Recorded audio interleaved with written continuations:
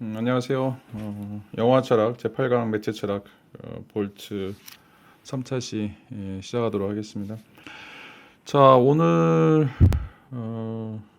이제 그 볼츠 3차 시인데 이제 유튜브에 올려놓은 이제 주말에 올려놓은 그 내용들 여러분들이 다 안 본 것 같아요. 이제 조회수 보니까 한 40명 정도 돼 있고 댓글 한 6개 정도 달려 있어서 여러분들이 지금 3차 시 나가야 되는데 1, 2차 시 내용을 좀 인지를 못한 것 같아서 간략하게 여러분들에게 그 1, 2차 시에서 했던 내용들을 좀 복습을 하고 간단하게 소개를 하고 이제 넘어가도록 하겠습니다. 이제 볼츠는 이제 그 독일의 독일에서 지금 그 매스미디어 쪽으로 굉장히 유명한 학자 중에 하나이고요. 이제 베를린 공과대학에 지금 근무를 하고 있고, 이제 이 미디어 이론을 우리나라에도 이제 많이 소개가 됐는데 미디어 이론에 대해서 굉장히 적극적인 옹호자라고 이제 이야기를 할 수가 있습니다. 그래서 그 구텐베르크 은하계의 끝에서라고 하는 책이 우리나라에도 굉장히 센세이션을 일으켰던 책이고, 여러분들 혹시 뭐 이 볼츠의 이론에 관심이 있는 사람들은 특별히 이제 영화나 사진에 관심 있는 사람들은 이제 꼭 읽어야 될 책 중에 하나라고 생각이 돼요. 우리가 지금 그, 그 영화의 존재론, 지금 영화의 철학인데 우리가 지금 계속 여러 학자들을 좀 곰곰이 검토를 하면서 그 영화 존재론, 영화라고 하는 게 과연 이제 예술인가, 어떤 형태의 이제 예술인가 이런 영화 존재론과 관련해서 이제 찬성하는 입장과 그 다음에 이제 반대하는 입장, 뭐 부분적으로 찬성하는 입장도 부분적으로 반대하는 입장들을 좀 살펴보고 있는데, 이 이제 볼츠 같은 경우에는 베냐민처럼 적극적으로 영화 존재론을 이제 옹호하고 있고, 영화가 왜 이제 새로운 형태의 예술인지, 그 예술로서 이제 어떤 방식의 기능을 하고 있는지, 그리고 기존에 있었던 그 전통적인 예술 이론들을 어떤 방식으로 이제 급진적으로 바꿔 나가는지 이런 것들을 좀 이 구텐베르크 은하계 끝에서라고 하는 책에서 소개를 하고 있습니다. 강력하게 추천을 드리는 책이니까 여러분들 혹시 영화 존재론에 관심 있는 사람들은, 또 이제 매체 철학에 관심 있는 사람들은 이제 이 책을 한번 좀 참조를 해주시면 좋을 것 같아요. 자, 우리가 이제 그 서론적으로 기술 발전이 이제 이루어지면서 대중매체가 계속 확대가 됐었고, 이제 이런 의미에 있어서 이제 기존의 전통적인 예술의 몰락이 이루어졌다라고 하는 것을 우리가 이제 계속 베냐민을 통해서 이제 이야기를 했었죠. 그래서 뭐 전통적인 예술에서 이제 회화 같은 경우에는 이제 사진이나 영화가 등장하면서 더 이상 이제 그 재현과 모방이라고 하는 뭔가를 이제 똑같이 그리려고 하거나 아니면 이제 어떤 이상적인 것들을 이 세계의 어떤 그 구체적인 방식으로 재현하려고 하는 이런 시도죠. 우리가 이제 미메시스라고 얘기했었죠. 이런 것들이 이제 상실되었다라고 이제 이야기를 할 수가 있겠고, 그래서 이제 회화는 더 이상 뭐 풍경화, 초상화 이런 어떤 정밀적인 방식으로 인간이라든지 사물 대상들을 그리는 이런 측면에서, 왜냐하면 이제 사진이나 영화가 이제 훨씬 더 선명하게 이런 것들을 담아낼 수 있기 때문에 그렇죠. 그래서 뭐 사진이나 영화가 이제 재현할 수 없는 쪽으로, 예를 들어서 무의식이라든지 꿈, 뭐 다양성, 뭐 이런 어떤 빛과 뭐 색채에 대한 이런 어떤 인간의 지각, 뭐 특별히 이제 뭐 이런 인상파 이런 방식으로 뭐 초현실주의 이런 식으로 이제 이 전통 예술이 이제 바뀌는 이런 어떤 과정들을 볼 수가 있습니다. 그래서 이 기술 발전으로 대중매체가 이제 등장하면서 예술에 이제 커다란 임팩트를 형성하게 되는데, 이제 예술이 가지고 있던 그 고유한 그 창조 양식 또는 이제 그런 어떤 창조 방식들이 굉장히 바뀌게 되고, 또 다른 어떤 분야로 이제 급진적으로 찾아 나서는 이런 것들을 좀 살펴볼 수가 있죠. 이게 이제 그 베냐민이 이야기했던 이제 산업혁명 이후에 기술 재생산 시대에 새로운 형태의 이제 그 아날로그적인 매체가 들어오면서 사람들이 특별히 이제 그 예술의 영역에서 이제 굉장히 다양한 형태의 논쟁들이 이제 발생을 했다라고 이제 이야기를 좀 했어요. 자, 그렇다면 이제 지금은 또 21세기 특별히 디지털 혁명, 이건 또 아날로그 매체하고는 좀 다른 거죠. 디지털 혁명이 일어난다라고 했을 때 이런 것들을 어떤 방식으로 우리가 또 모두 음성을 했는데 지금 어떤 방식으로 또 우리가 이 예술을 고찰을 할 것인가. 그래서 이제 디지털 혁명 이전과 디지털 혁명 이후에 예술이라고 하는 것은 어떤 이제 기본적인 차이를 갖는가, 뭐 이런 내용들을 좀 살펴볼 수가 있겠죠.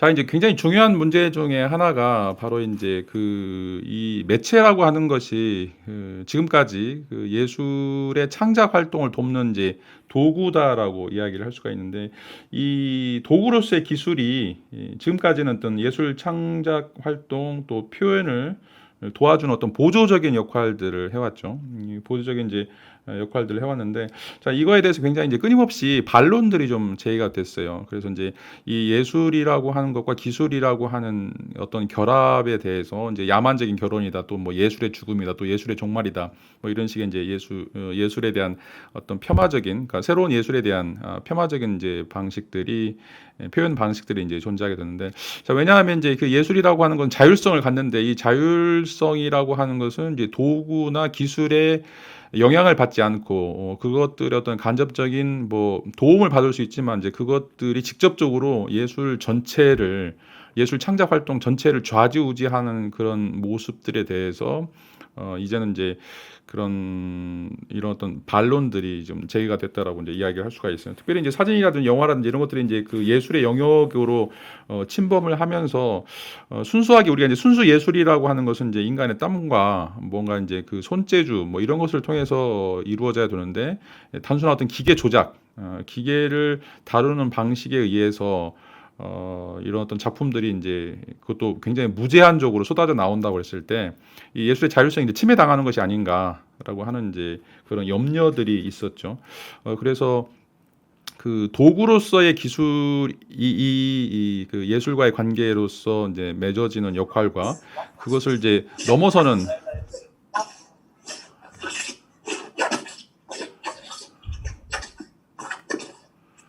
이제 그것을 넘어서는 방식으로서의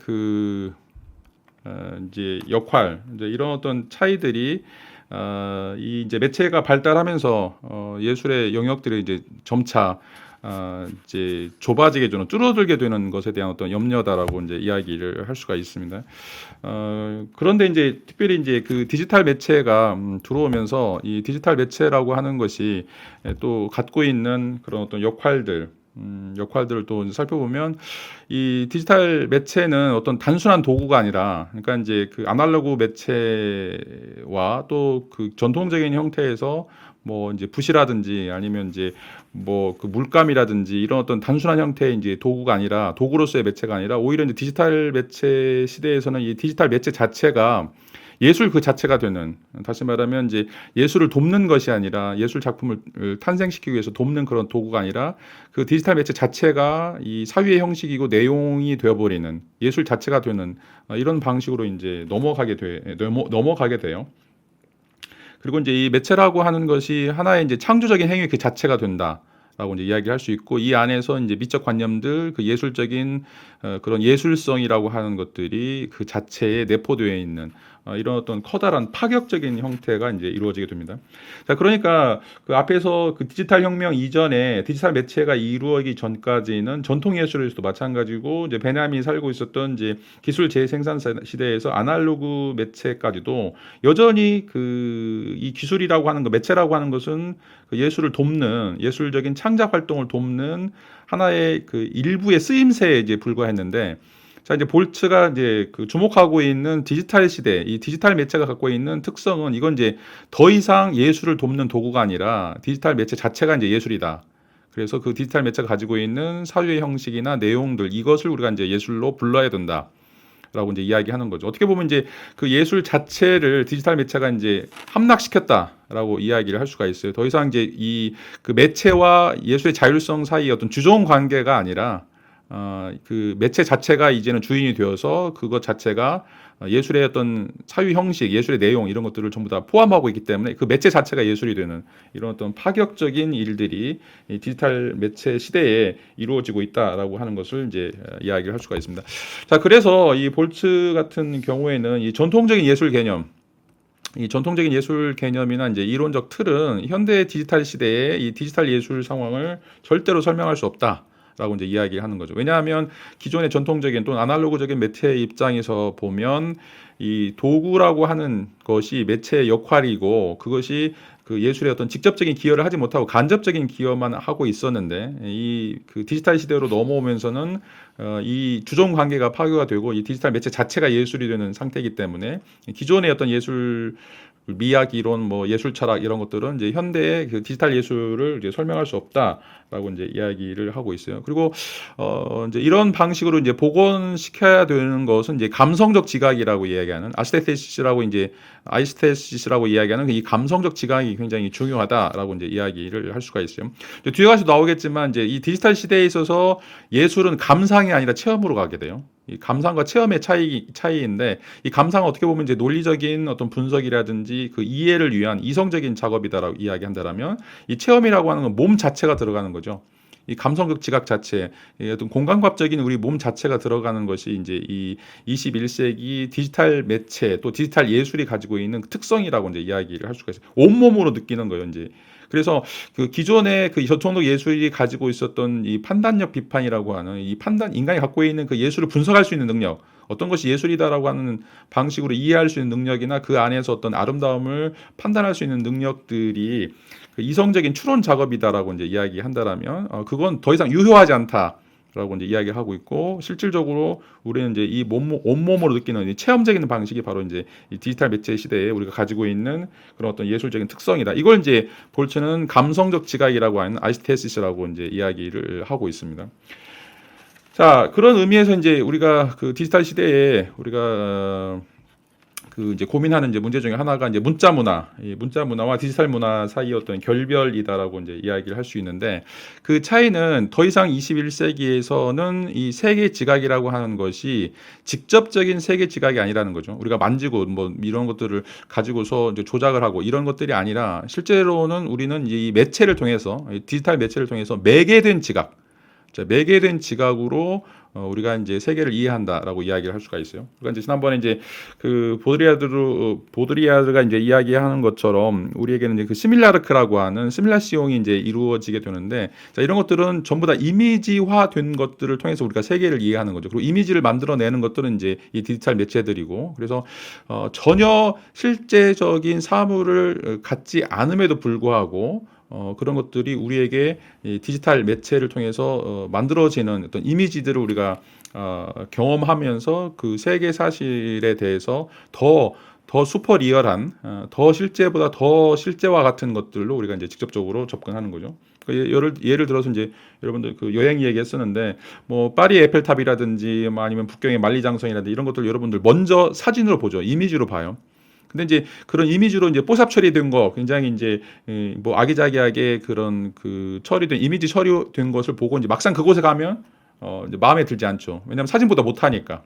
그러니까 여러분들이 세계를 이해하는 방식은 항상 이렇게 매개된 지각, 디지털로 매개된 어떤 지각으로서 이 매체 경험이라고 하는 것이 여러분들에게 이제 여러분들이 세계를 이해하는 그런 어떤 그 굉장히 중요한 경험들을 이제 제공한다라고 이제 이야기를 할 수가 있어요. 그리고 이제 지금은 이제 더 발달된 형태로서 멀티미디어라고 하는 복합 매체, 복합 매체가 이제 등장하면서 중심적으로 이제 이런 역할들을 하면서 우리에게 이제 이런 어떤 공감각적인 지각이 존재하게 된다라고 이제 이야기하고 있고, 여기에 이제 그 적응을 하지 못한 사람들, 이런 사람들을 우리의 디지털 시대의 문맹인들이라고 이야기를 할 수가 있겠죠. 자, 그런데 이제 여전히 그 이런 어떤 그 판단력이라고 하는 이성을 중심으로 예술을 이해하려고 하는 이런 시도, 이건 이제 계몽주의다라고 이제 이야기를 할 수 있는데, 이 계몽주의에서는 이 언어라고 하는 거, 이 문자화된 것들에 대한 집착이 굉장히 강하죠. 왜냐하면 이제 언어가 사고의 집이라고 생각하기 때문에 이 사고 이성이라고 하는 것은 문자와 관련돼 있을 수밖에 없어요. 그래서 항상 이 문자 문화에 집착을 하게 되고, 그다음에 이제 이성적인 이런 어떤 것들에 집착하게 되는데, 이걸 이제 그 볼츠 같은 경우에는 이제 합리성에 기초를 두고 있는 굉장히 그 문맹인들이 가지고 있는 한계다라고 이제 이야기를 하고 있어요. 지금 이제 세계는 급변하게 돌아가고 있는데, 이 급변하고 돌아가고 있는 그런 시대에 살면서 여전히 이 사람들은 그 구텐베르크식의 15세기 문자 문화에 얽매여 있다라고 이제 이야기하는 거죠. 그러니까 모든 걸다 그런 그 문자적인 사유, 또 이런 어떤 그런 분석, 또 이제 이론 이런 어떤 틀로서 이 예술이라고 하는 것을 이해하려고 하는 이런 어떤 시도가 이 구텐베르크 식의 세계관 또 문자 문화에 집착하고 있는 그런 어떤 계몽주의 또는 이제 이 디지털 시대의 문명인들이라고 이제 볼츠가 이제 공격하고 있는 그런 어떤 측면이다라고 이야기를 할 수가 있습니다. 자, 그런데 이제 볼츠가 볼 때 지금 우리가 살고 있는 그 21세기는 이 구텐베르크가 인쇄술을 개발해서 뭐 문자 활자화 시대를 열었던 그런 시대와는 뭐 500년, 600년 떨어져 있고 그리고 이제 지금 우리가 앞으로 지향하고 있는 그런 어떤 시대도 보면 이 디지털화된 세계 공동체가 이루어지고 있기 때문에 이런 의미에서 이런 디지털 매체가 등장하면서 가지고 오는 새로운 형태의 지식 새로운 형태의 그 세계 이해 이런 것들에 대해서 우리가 이제 뭔가 이 문자 문화를 결별하지 않으면 떠날 수 없다라고 생각하는 거죠. 이 문자 문화라고 하는 것은 여전히 우리가 뭐 국어책을 읽듯이 아니면 이제 역사책을 읽듯이 문자화되고 활자화되는 형태로서 우리에게 일정한 형태의 이제 지식을 전수한다고 생각하는데 뒤에 가서 이야기했지만 볼츠가 보고 있는 이 디지털 문화는 이런 어떤 감상이 아니라 지적 분석이 아니라 체험이에요. 그러니까 말이 필요 없는 거죠. 말이 필요 없이 이미지를 통해서 여러분들이 직접적으로 그것들과 공감각적인 공감을 하는 그것들과 하나가 되는 이제 이런 방식으로 이제 그 지적인 이런 어떤 그 지적인 그 전환 과정이 이제 이루어질 것이다라고 이야기를 하고 있습니다. 이제 볼츠가 생각할 때 이 탈물자적인 문화를 생각을 해 보면 이런 어떤 이제 책의 기능이라든지 이제 책 대신 이제 종이 대신 영상 모니터가 주된 기억 공간으로 자리 잡게 되고 또 이제 이 사회적 커뮤니케이션을 통해 사회적 커뮤니케이션이라고 하는 것이 이런 어떤 문자로 이루어지는 것이 아니라 이 SNS라고 하는 이미지상의 교류를 통해서 매체가 굉장히 중요한 역할들을 한다는 거죠. 지금도 여러분들 잘 알다시피 누가 이제 뭐 사람들에게 소식을 전한다고 할 때 여러분들 이메일이나 뭐 SNS를 이용하지 뭐 손편지를 쓴다거나 아니면 책에다가 노트에다 정리해가지고 주는 것들은 이제 좀 약간 시대착오적인 것들이죠. 자, 이런 의미에서 이제 이 책과 문자가 더 이상 여러분들의 감정을 전달하거나 더 이상 어떤 그 예술에 대한 그런 어떤 체험들을 전달하거나 아니면 일정한 형태의 이제 지식 교류 또는 이제 감정 교류 이런 것의 이제 역할들이 끝났다라고 이제 생각하는 거예요. 그래서 이제 이 합리성이라고 하는 것이 그 계몽주의 15세기, 16세기, 17세기 이어지는 이 합리성이라고 하는 것이 이성적인 판단 그리고 이성적 판단이라고 하는 것이 언어적인 조작 그 언어적인 어떤 활용 뭐 이런 것들이라고 이제 생각한다라면 지금 이제 21세기 합리성이라고 하는 것은 이제 체험이고 공감이다라고 이제 생각하는 거죠. 말이 필요가 없는 거예요. 뭐 염화비소처럼 부처님이 꽃을 들고 나오니까 그거에 대해서 웃는 것처럼 언어적인 그런 어떤 매개가 필요하지 않는 이런 것들이 바로 이제 21세기 디지털 문화라고 이야기를 할 수가 있어요. 뭐 물론 이제 여전히 우리가 책을 보고 독서를 하고 있지만 이제 이것들이 담당하고 있는 역할들은 그 어떤 주요한 역할들이 아니라 지식 전수라고 하는 지식 전달이라고 하는 주요한 역할들이 아니라 이건 단순하게 이제 오락적인 것이다라고 이야기를 하고 있어요. 그래서 이 사람들이 가지고 있는 이런 어떤 형태의 그 책 읽기라고 하는 것은 21세기 그 디지털 매체로 본다라면 실질적으로 이제 그 마이너적인 역할들을 할 뿐이지 굉장히 메이저적인 역할들은 하지 않는다. 라고 이제 이야기를 하고 있습니다. 이것들은 이제 그 매체들이 갖고 있는 제 목적화, 리셋이 됐다라고 이제 생각을 하는 것이죠. 그래서 이 낡은 매체들은 책이나 이런 것들은 더 이상 세계에 대해서 정보나 지식을 주는 것이 아니라 이제 소일거리로서 존재한다라고 이야기를 할 수가 있어요. 뭐 이제 여러분들이 지금 뭐 세계에 대한 어떤 정보들, 뭐 여행을 가려고 하거나 어떤 또 지식들을 찾아볼 때 항상 뭐 컴퓨터라는 매체로 들어가지 책을 읽지는 않아요. 도서관에 가가지고 뭐 세계 대백과사전 뭐 이런 것들을 찾아보진 않죠. 더 이상 이제 이런 어떤 문자 문화는 이런 방식으로 이제 그 역할들을 이제 다 했다라고 이제 생각을 하고 있습니다. 자, 이런 내용들이 지난 시간에 이제 다뤘던 내용들이고 여러분들 이제 그 유튜브에 올라가 있는 좀 동영상을 보고 이런 내용들을 좀 다시 한번 숙지를 해주세요. 자, 오늘 이제 3차 시로 넘어가서 이제 세 번째 3절로서 이제 새로운 미학적 패러다임으로서 이제 감성학 이라고 하는 이제 내용을 좀 다루게 될 텐데, 자 앞에서도 얘기했던 것처럼 이제 디지털 매체 시대 21세기는 어떻게 보면 이제 포스트 휴머니즘적인 이런 어떤 상황들이고 그런 상황에서는 이제 전통 미학 그 판단력이라고 하는 우리 어떤 이성적인 이런 방식으로 예술 상황을 설명하기에는 너무 많은 복잡한 변수들이 많이 생겨버렸어요. 그래서 이제 그런 의미에서 이 새로운 어떤 미학이 필요로 하는데 이걸 이제 볼츠는 감성학이다라고 이제 이야기를 하고 있어요. 이제 우리가 이제 온몸으로 느끼는, 온몸으로 체험하는 이런 어떤 것이 바로 이제 예술 철학으로서 감성학이다. 그러니까 뭔가 이제 논리적인 분석이라든지 그 언어화시키는 이런 어떤 조작이라든지 이런 것들이 아니라 우리가 이제 감상에서 체험으로 넘어가는 이런 어떤 방식이 바로 이제 이 감성학이 그 21세기 디지털 매체 시대에 그 예술을 향유할 수 있는, 또 예술에 대해서 우리가 뭔가 이론을 제시할 수 있는 것이다라고 이제 이야기를 할 수가 있습니다. 자, 이제 왜 이제 그 전통적인 미학이 이렇게 이제 뭐 판단력이라든지 이런 데 함몰될 수밖에 없었는가? 왜냐하면 이제 그때 당시에 이제 그 바움가르텐이 이게 미학이라고 하는, 이것도 이제 똑같이 이제 말 그대로는 감성학인데, 이제 미학이라고 하는 그런 어떤 제시된 학문이라든지 아니면 칸트가 이제 판단력 비판을 이제 이야기할 때 거기서 다뤄지고 있는 그런 내용들이 뭐 존재, 진리, 정신비, 굉장히 형이상학적인 개념이고 굉장히 이제 그 고도에 추상화된 그런 어떤 개념들이다라고 이제 이야기를 할 수가 있어요.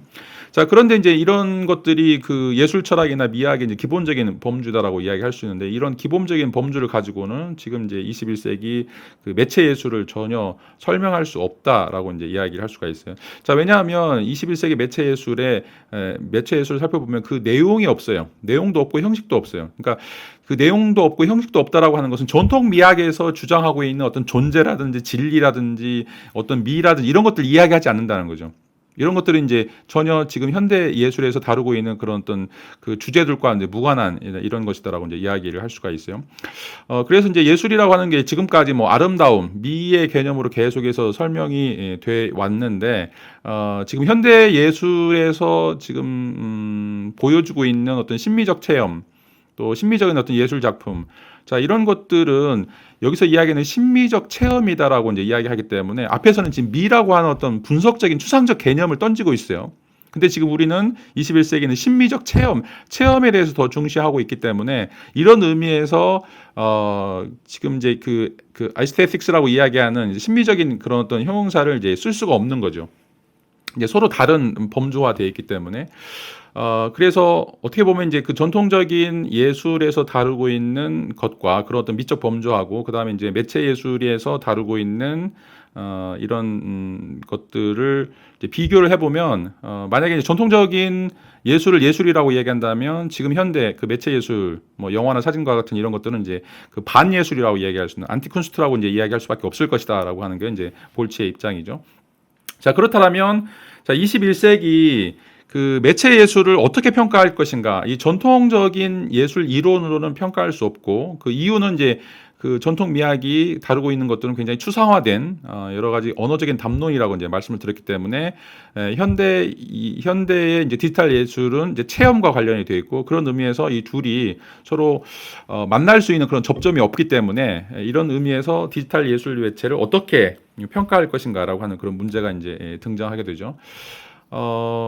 이제 디지털 시대에는 이런 어떤 사진과 영화라고 하는 것이 중심으로 돼서 이 아날로그 시대의 이제 시각 문화라고 하는 것들과는 이제 굉장히 다른 차원의 이제 시각 문화를 이제 만들어내고 있다라고 이제 이야기를 할 수 있고, 특별히 이제 이 디지털 시대에는 아날로그 시대와는 좀 달리 이제 시각, 청각, 촉각 등 여러 방식의 지각 방식들을 이제 하나로 묶어 놓는 이제 멀티미디어라고 하는 복합 매체의 특성들을 가지고 있어요. 그래서 하나의 시각만, 하나의 그 지각만 가지고 사용되는 것이 아닌 거죠. 뭐 라디오는 듣기만 한다든지 아니면 텔레비전은 이제 보기만 한다든지 뭐 이런 것들이 이제 된다라면 이것들이 이제 서로 모아져서 여러 가지 이제 그 3차원적인 또는 4차원적인 이런 어떤 방식으로 우리에게 이미지 전달이 이제 이루어지고 있기 때문에 이런 방식으로 지금 제작되고 있는 그런 어떤 이런 어떤 예술들이 지금 이제 그 전통적인 형이상학적인 방식의 이제 그 예술 이론과는 이제 커다란 이제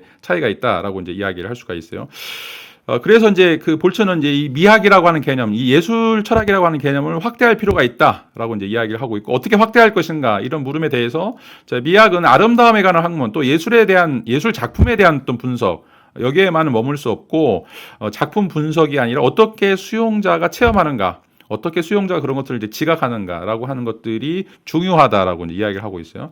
자, 그래서 볼츠가 생각할 때는 이제 전통적인 미학, 전통적인 예술의 개념이 분석에 있다라면, 자, 현대 디지털 시대에서 디지털 매체나 디지털 예술의 중요한 것은 체험에 있다라고 하는 거죠. 분석과 체험, 이 감상과 체험, 이제 이런 것들이 이제 확연하게 구분이 된다라고 이제 이야기할 수가 있어요. 그래서 그 중요한 것은 이제 그 해석과 간조를 기반으로 하는 이제 예술 이해, 미적 체험. 이건 지적인 작업이죠. 이건 이제 여전히 그 문자 문화라고 이야기할 수 있겠고, 구텐베르크 세계관이라고 이야기할 수가 있어요. 이해나 분석, 뭐 관조 이런 것들이 아니라 21세기에서는 볼트가 볼 때는 스펙타클과 몰입이다라고 이야기할 수가 있어요. 감각과 이미지의 스펙타클, 그다음에 몰입. 중요한 것은 이제 몰입이라고 하는 것이 중요하다라고 이야기를 할 수가 있는데, 그런 어떤 미적 체험과 이런 어떤 현상들을 설명하기 위해서 필요한 것은 이 미학이 이 감성적 지각이다라고 하는 것을 요구하는 이제 감성학으로 재편돼야 된다라고 이제 이야기하고 있고, 매체 미학에서 이제 중심축은 더 이상 예술가가 그 예술 매체와 맺고 있는 이런 관계가 아니라 우리가 제3자라고 생각했던 수용자, 자, 이 관객, 이게 이제 더 중요하다라고 이제 이야기를 할 수가 있어요. 그래서 이 매체 미학의 중심은 내가 어떻게 받아들이냐, 내가 어떻게 몰입하느냐, 내가 어떻게 체험하느냐, 이게 이제 중요하다라고 하는 거죠. 자, 기존의 방식에서 이제 예술이라고 하는 것은 예술가의 어떤 창조성, 뭐 예술가의 의도, 뭐 이런 것들을 어떻게 우리가 해석할 것인가, 이런 어떤 작품들을 우리가 어떻게 분석할 것인가, 이런 것들이 중요했다라면, 이 매체 미학에서 이제 중요한 것은 예술 작품이 어떤 매체를 통해서 이용되고 전달되고 또 그것이 수용자에게 어떻게 지각되고 체험되는가라고 하는 것이 이제 더 중요한 문제로 이제 떠오르게 된다라고 이제 이야기를 할 수가 있어요. 자, 그래서 이제 여기서 이야기하는 철학적 미학이라고 하는 것은 지금까지 이제 이 예술가의 창조성이라든지 의도라든지 또 작품에 대한 어떤 그 형식적인 분석 또 언어적인 해석 뭐 이런 것들이 이제 철학적 미학이라고 이제 이야기할 수가 있는데, 그것과는 다른 형태의 이제 감성적 지각으로서의 감성학이 21세기 이 디지털 매체 시대의 새로운 그 미학적 패러다임을 위해서 필요하다라고 이제 이야기를 하고 있어요. 자, 그다음에 이제 굉장히 중요한 것 중에 하나가 바로 이제 이 매체 기술의 이제 그 일상적인 속도 또 리듬 이런 어떤 구조가 이제 변화됐다라고 이제 이야기할 수 있는데, 자, 그 이제 영화도 그렇고 사진도 그렇고 이제 이미지들이 21세기 이제 디지털 문화가 되면서 굉장히 속도가 빨라요. 과거에는 이제 한 작품을 감상하기 위해서 뭐 우리가 몇 시간씩, 며칠씩, 뭐 이런 것들을 우리가 이제 향유하고, 그런 어떤 박물관이라든지 이런 데서 우리가 이제 많은 시간을 투자해가지고 작품을 이제 우리가 감상을 했다라면, 21세기 이제 그 매체 시대의 매체 예술 작품들은, 디지털 매체 작품들은 굉장히 빠른 속도, 빠른 리듬, 또 빠른 굉장히 급격한 변화 이런 어떤 구조들을 이제 가지고 있다라고 이제 이야기를 할 수가 있어요.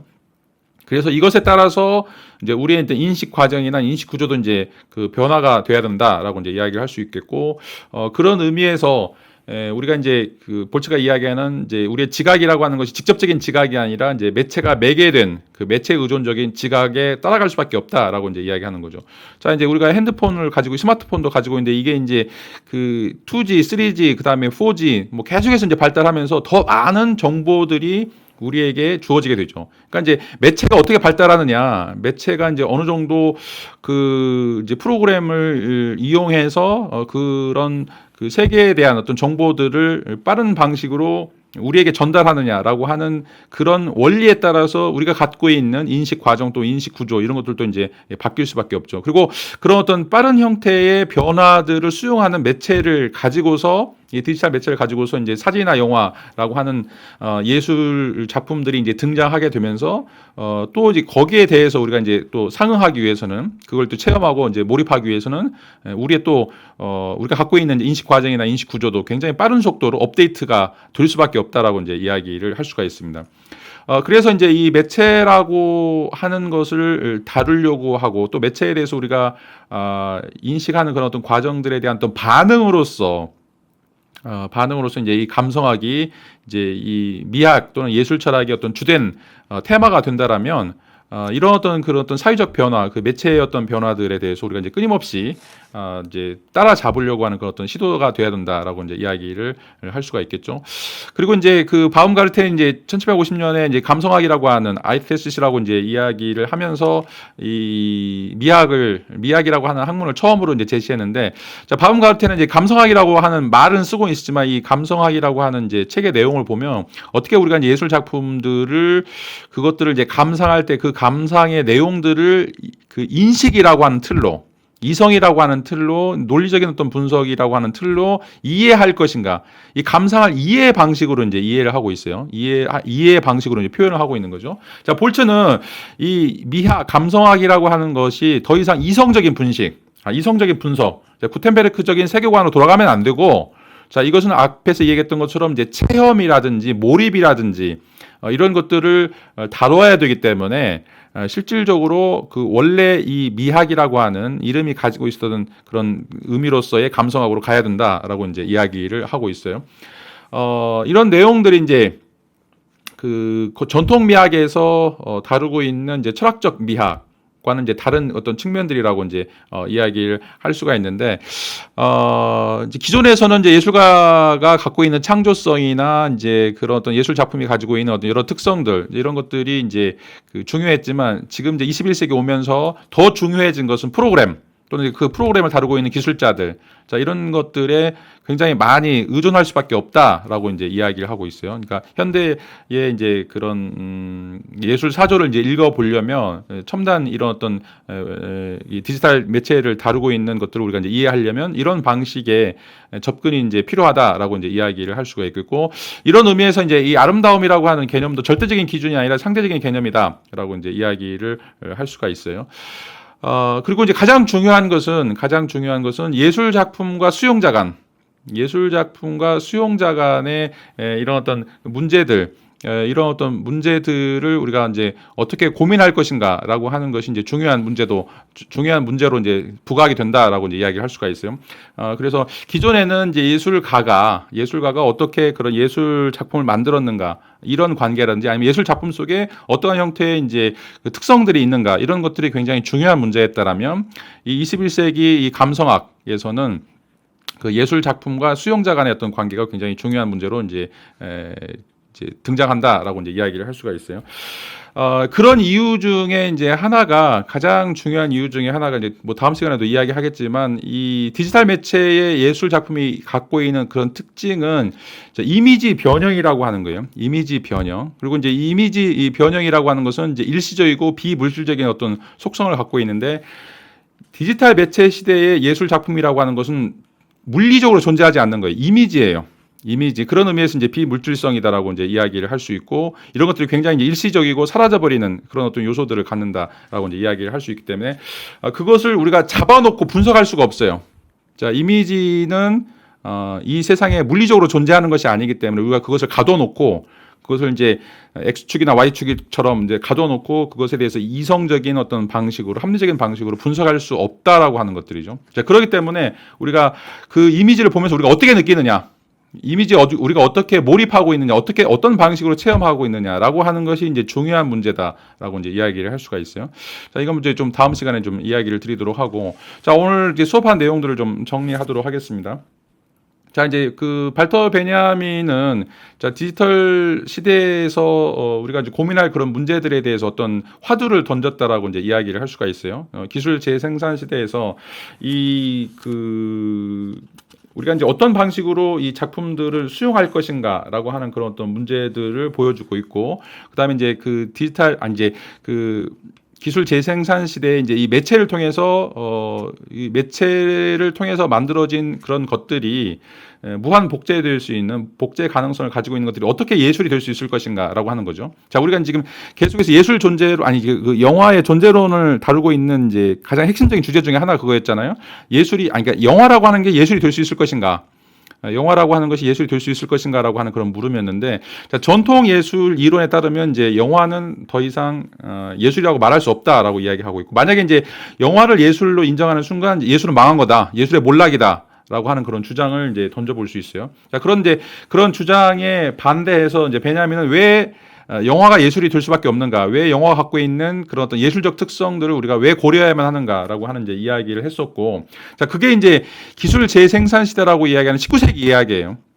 산업혁명 이후에 나오는 이제 19세기 이야기인데, 자 21세기로 넘어오면서 이제는 이제 아날로그적인 매체가 아니라 디지털적인 매체로 이제 급변하게 바뀌게 되었고, 자 디지털 시대에 있어서 디지털로 제작이 되는 이제 사진이나 영화 같은 경우는 이제 어떻게 또 이걸 평가할 것인가라고 하는 그런 문제가 굉장히 중요한 문제인데, 여기에 대해서 이제 오늘 우리가 다루고 있는 볼츠가 이런 그 문자 문화와의 결별 이후에 이 구텐베르크적인 세계관이 무너진 다음에 우리가 어떤 방식으로 새로운 형태의 그 미학, 새로운 형태의 감성학으로 갈 것인가라고 하는 것들을 이제 고민하고 있다라고 하는 것들을 이제 이야기를 할 수가 있어요. 자, 기존에 있었던 그런 어떤 전통적인 미학, 이건 이제 앞에서 얘기했던 건 이제 합리성, 뭐 진리, 존재 이런 것들 이야기하기 때문에 언어적 분석이 필요한 거예요. 언어적 분석이 필요하고 어떤 추상적인 그런 어떤 사유가 필요하기 때문에 자, 끊임없이 이런 문자 문화와 연관을 지을 수밖에 없다라고 이제 이야기를 하고 있는 반면에, 자, 볼츠는